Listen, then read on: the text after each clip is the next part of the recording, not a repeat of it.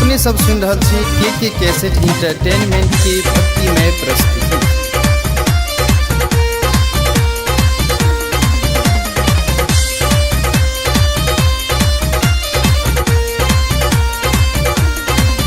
सुन डीजे वाला भैया लहलिया आहा रुपैया, सुन डीजे वाला भैया लहलिया आहा रुपैया। माँ के मंदिर में आइब के डीजे बजाबूया, आहा किशन कन्हैया के गावल भजन सुनाबूया।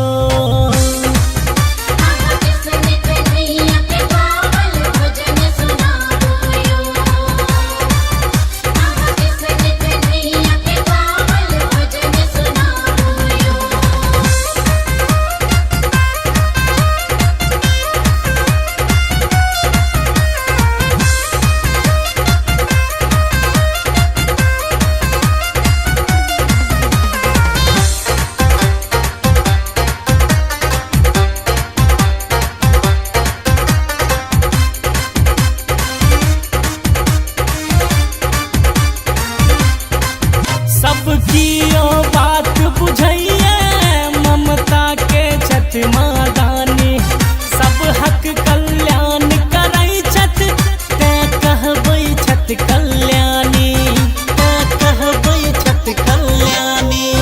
सबकी ओ बात बुझैया ममता के छठ मादानी, सब हक कल्याण करै छठ माँ कहबै छठ कल्याणी।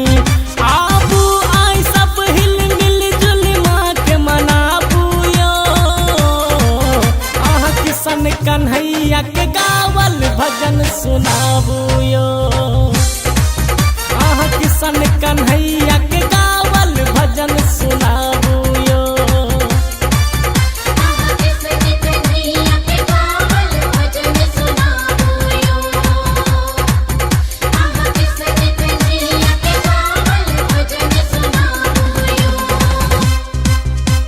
अपने सब सुन रहा के कैसेट इंटरटेनमेंट की भक्तिमय प्रस्तुति।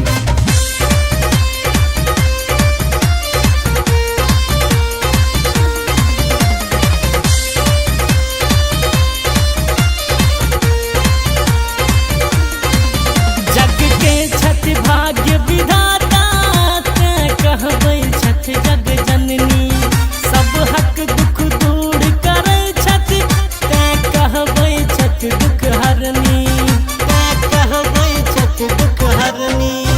जग के छठ भाग्य विधाता ते कहबै छठ जग जननी, सब हक दुख दूर करै छठ ते कहबै छठ दुख हरनी। मैया के चरण में सबकी शीश झुकाबूयो, आहा किशन कन्हैया के गावल भजन सुनाबूयो, आहा किशन कन्हैया के गावल भजन सुनाबूयो।